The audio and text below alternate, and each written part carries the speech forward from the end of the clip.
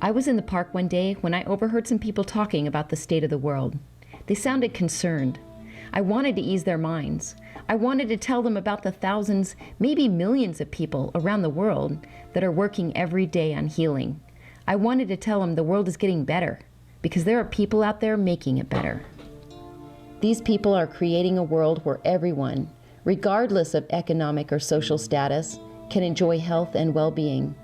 From all walks of life, all ages and backgrounds, they have turned to the healer within to heal themselves, others, and the earth. Join me on a journey to meet some of the healers I know who have discovered how to use the healing power they say we all possess.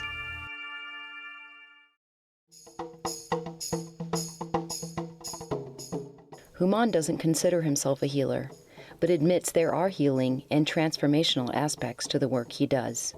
I think you will agree his work is helping to heal on a global scale.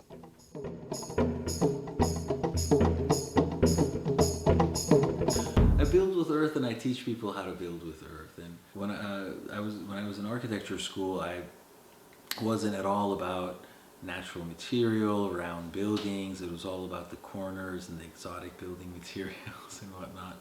A few years after school, there was a disaster in Iran, and that's where I was born, and it really deeply moved me, and I felt like, oh, what a great thing it would be to be able to go back and do something and help with the reconstruction. And that research got me along to Cal Earth, and I met Nader Khalili, the founder of Cal Earth, and person who basically developed the technology. And he started his work originally in the 70s on ceramic houses and whatnot, and it led him later to developing the sandbag technology. That's what we really do now.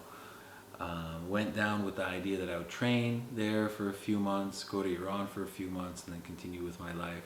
And I'm really glad that it didn't really work out, as so many things don't work out the way you plan them, and it's such a blessing. But I had the opportunity to do other work and really see the global need for housing and empowerment about housing and how abundant Earth is. And it just kind of like dawned on me little by little that I could probably do this full time. Just didn't think, I wasn't raised to want to shovel earth into bags in third world countries. I'm supposed to sit behind a desk, sign papers, wear a tie, air conditioning, that kind of stuff, or something to that effect. So it took a while to realize I could shift gear. And I've been doing it ever since, basically. It's been almost 10 years. Within all the avenues of natural construction and earth construction, what I focus in on is sandbag houses. We make circles, lay barbed wire in between them, and bring those circles up and gradually inward and close it off to create a dome. This technology has been distilled to offer strength and sustainability in a very simple building technology. And I've had the privilege of working with Cal Earth Institute and traveling on their behalf, and I travel let's say in third world countries. It's not necessarily to go there to build any number of buildings, even though one or two buildings get built. The focus is always training and empowering the locals to continue building, to take the knowledge on, and to build for themselves. So many of the local communities that I've seen are almost indifferent to their environment. But they've been looking at these beautiful rocks and these nice pieces of wood and these seashells for so long that they really can't see the potential in using it in some kind of a detail or integrating it into a building. And they're even surprised when they're like, what, you traveled all the way here to pick up rocks? Probably the longest project that I did through Cal Earth was an ecotourism project in Sierra Leone, where our organizational goal for, objective for getting involved was training the locals. I had about 10, 12 guys, and everything was manual. We would bring the earth down in wheelbarrows, empty it. Thank God we didn't have to wheelbarrow it uphill. We would sift it manually. We needed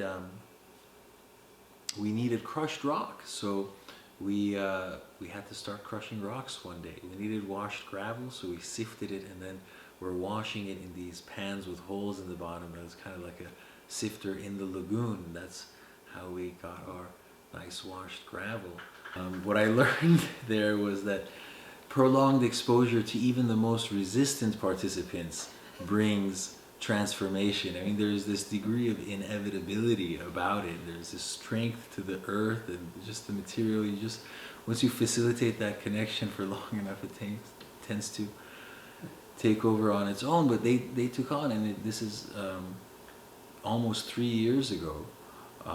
They continued building the season after the kickoff season, and they were training the visitors. So we are going to drink from the same cup to show the oneness, a symbol of oneness, of love, and everything, and harmony. But given all the circumstances, and given the lack of education, level of disempowerment in a country like Sierra Leone, the fact that we were able to show up in only 9 months, like so many NGOs have been there 3 years, 6 years with certain types of objectives, and they're nowhere near anywhere. They've just been trying to like get their feet. So, for example, just to show up and to be able to reach 9 people, you know, transform them, no one will be able to take this knowledge away from them.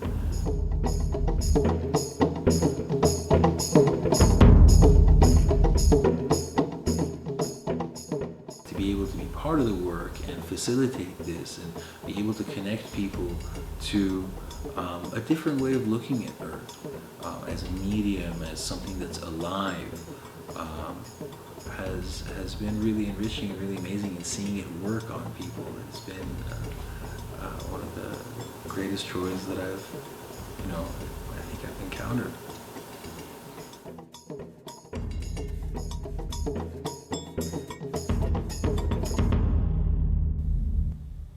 Go to YouTube to see more episodes of Healers I Know.